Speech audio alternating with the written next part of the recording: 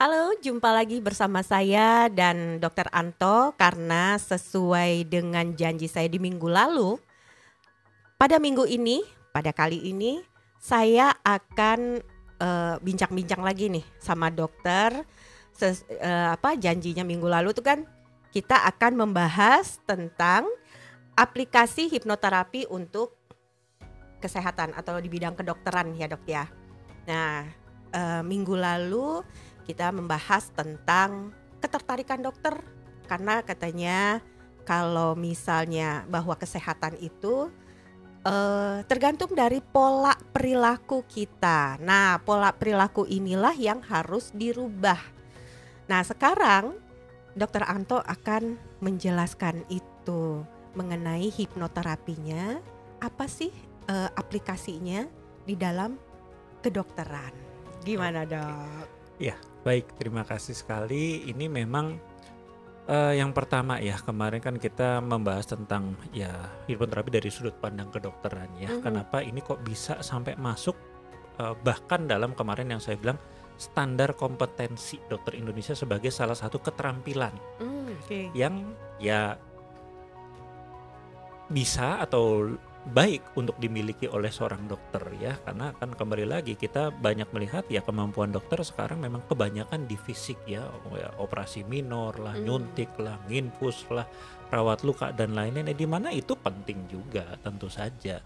Tapi kok kemudian kemampuan di bidang penanganan tadi ya gangguan mental emosional ini kurang ya. Nah, hipnoterapi ini kenapa bisa sampai masuk ke dalam standar keterampilan tersebut ya karena standar ilmiahnya seperti yang kemarin Bu Widi juga bilang memang ada. Jadi kalau mungkin bagi para kawargian ya yang belum tahu, hipnoterapi ini merupakan suatu kegiatan yang terukur sebetulnya. Kenapa? Karena kondisi hipnosis yang mau dicapai dalam hipnoterapi sendiri itu didapatkan dari pengukuran gelombang otak ya. Jadi didapatkan gelombang otak yang mangga ini nanti boleh dicari lagi ya. Tentu tidak bisa saya jelaskan terlalu panjang lebar. Gelombang otak itu ada beta, alfa, dan theta. Di mana di hipnoterapi kita mengenal adanya kondisi atau bawah sadar ya. Nah, bawah sadar ini adalah ketika gelombang otaknya mencapai alfa dan theta. Nah, kenapa ini penting? Karena tadi ketika pengukuran ini sampai di gelombang otak alfa dan theta dengan ya katakanlah tindakan-tindakan yang kita lakukan di dalam hipnoterapi, ternyata didapatkan disinilah kita bisa katakanlah membuka program-program yang berkaitan dengan pola perilaku kita.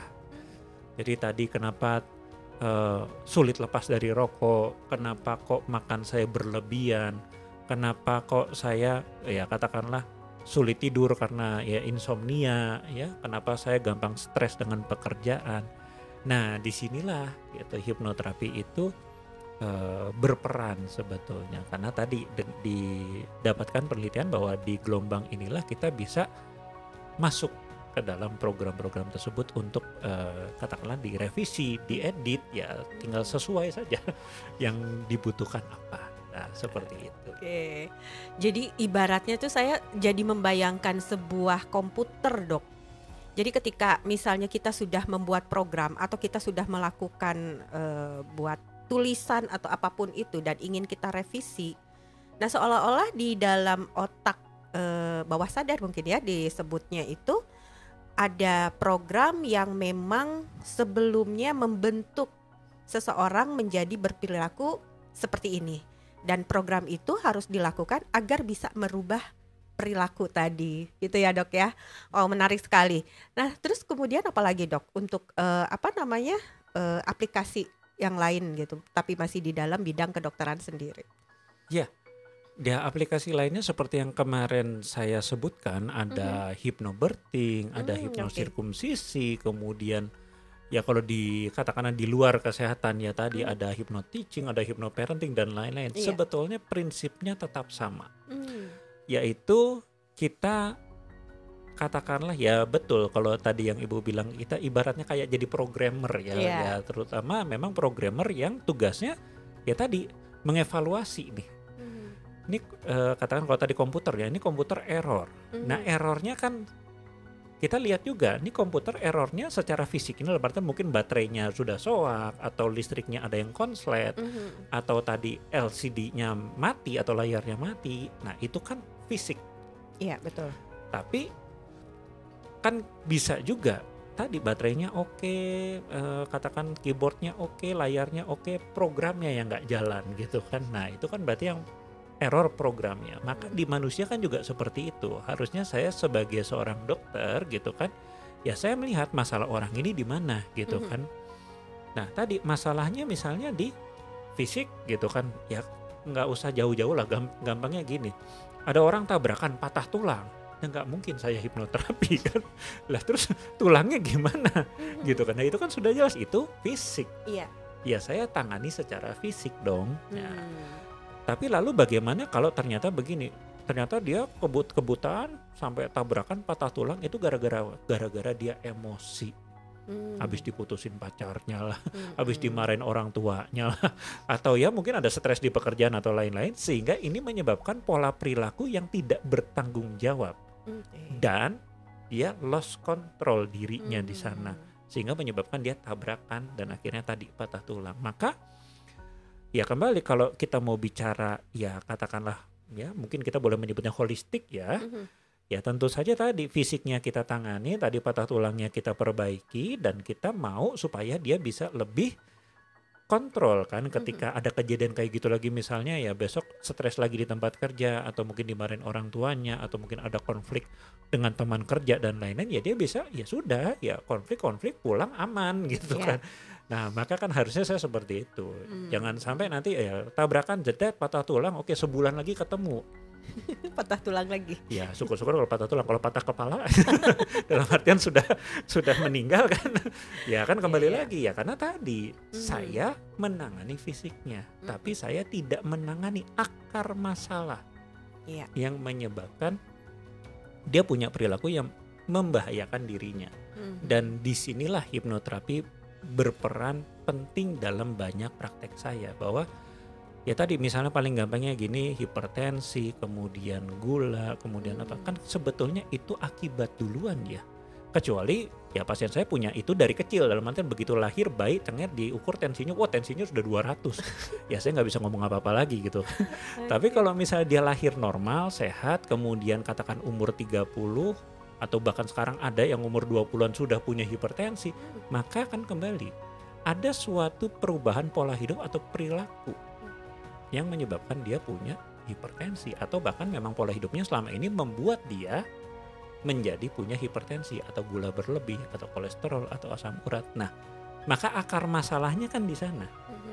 Pola hidup atau pola perilaku yang harus dirubah. Tanpa saya merubah itu, maka aplikasi pengobatan saya hanya memanipulasi atau mengurangi akibat. Tapi kalau dengan hipnoterapi, nah saya bisa mulai untuk menyentuh akar masalahnya. Nah, seperti itu. Waduh, menarik sekali nih dok pembahasannya. Karena begini, banyak orang yang punya penyakit tapi dia bingung gitu. Kenapa sih saya kok dapat gula atau diabetes, terkena diabetes, padahal orang tua saya nggak punya keturunan diabetes gitu kan. Terus kenapa sih usia saya masih muda kok tahu-tahu udah punya penyakit misalnya darah tinggi tadi gitu. Apa sih yang membuat saya seperti ini gitu kan. Kadang-kadang orang tidak menyadari itu, bahwa sebenarnya memang ternyata dari pola perilakunya. Misal gitu, perilaku makan gitu ya. Nah, ada juga sebagian orang yang sudah paham, mungkin sadar gitu ya, mungkin karena saya terlalu banyak makan apa gitu kan, yang berlemak lah atau apa gitu. Tapi kok kayaknya tanpa disadari yang dimakan tuh itu lagi gitu. Ya model yang orang ingin diet gitu. Diet ketika udah banyak penyakit. Kalau sudah tadi ada hipertensi, gula, jantung, usianya baru 30 tahun. Ternyata pola makannya gitu yang memang dia tidak bagus ya dok ya. Nah ketika dia sadari itu, konsultasi sama dokter biasanya kan coba kurangi makan ini, jangan makan ini. Tapi ketika kenyataannya itu lagi yang dilakukan. Itu ya, jadi menarik sekali ternyata dengan menggunakan hipnosis atau hipnoterapi ini, pasien jadi lebih tahu, menjadi lebih bisa ambil kendali ya terhadap dirinya yang memang tadinya susah sekali untuk hidup sehat, atau misalnya tadi untuk mengendalikan emosi, karena dari emosi itulah jadi tidak terkontrol. Makannya, pola sehatnya misalnya tidurnya jadi malah kebalik, malam nggak bisa tidur, siang dipakai tidur, udah memakannya juga kacau, tambahlah gitu kan, penyakitnya banyak. Nah, itu kesimpulan saya, Dok. Dokter ada yang mau ditambahkan? Oh, okay. Ya, jadi bagi saya permasalahan utama di dunia kesehatan zaman sekarang itu bukan bagaimana. Banyak orang kan masih berkutat, dok gimana caranya supaya saya sembuh? Gimana cara saya untuk lepas dari hipertensi saya, untuk lepas dari gula dan lain-lain? Bagaimana dan kemudian juga ya dok saya harus minum obat apa? Ya kan kembali lagi minum obat bagaimana itu kan kita bahas cara ya. Cara. Saya mendapati sebetulnya kalau pertanyaan bagaimana Anda bisa temukan dimanapun jawabannya ya, apalagi sekarang dengan teknologi zaman sekarang informasi sudah sangat luas sekali. Saya sampai selalu bilang ke pasien saya, ilmu kedokteran sekarang murah. Anda cari di Google kebuka semua, mau obat apa, fungsinya apa, dosisnya berapa, kemudian penyakit ini kemungkinan karena apa. Saya harus tadi katakan mau diet cara apa. Berapa porsinya dan banyak, semua itu sudah ada di katakan internet. Anda Google saja di apalagi ada ChatGPT, ada AI sekarang banyak. Nah, bagi saya kebanyakan permasalahan dari pasien saya atau klien saya justru kenapa? Nah itu pertanyaan yang paling penting sebetulnya, karena sebuah cara tanpa tahu kenapa harus dilakukan ya itu hanya akan jadi sebuah cara. Ya kan? Saya yakin siapapun para kewargian yang sedang menonton video ini atau nanti menonton video ini, ketika mempertanyakan, dok gimana caranya saya supaya lepas dari suatu penyakit, mau hipertensi bla bla, minimal Anda pasti sudah tahu minimal 4 dari 10 cara. Itu minimal. Sudah tahu, oh makannya sebetulnya kan harusnya gini dok ya, harusnya olahraganya gini ya dok ya, harusnya tidurnya gini. Itu minimal 4 pasti Anda sudah tahu dari 10 cara yang harus dilakukan, minimal sudah tahu. Tapi pertanyaannya, kenapa kok tidak dijalankan? Itu dia. Nah, itulah pertanyaan yang harus diselesaikan dengan tadi. Hipnoterapi ini sangat membantu saya untuk menjawab pertanyaan-pertanyaan kenapa dari klien yang memang bersedia untuk katakanlah diproses dirinya ya, karena tadi dok gimana caranya supaya kaya, apalagi ini ya setiap orang minimal sudah tahu 10 dari 20 cara untuk kaya, pasti sudah tahu, nggak mungkin nggak. Tapi pertanyaannya kenapa kok nggak kaya-kaya? Ya sama kayak tadi, orang untuk sekedar sehat pasti sudah tahu caranya, tapi yang jadi masalah tadi mereka tidak pernah menemukan jawaban dari pertanyaan kenapa Anda harus sehat, sehingga kenapa Anda harus melakukan cara tersebut. Nah itulah yang jadi masalah besar, dan itulah yang banyak saya bantu dengan metode hipnoterapi ini. Wah, menarik sekali nih pembahasannya. Kayaknya bakal ada sesi lagi nih tentang kesehatan yang berhubungan dengan hipnoterapi nih. Minggu depan kita bahas apa lagi nih dok?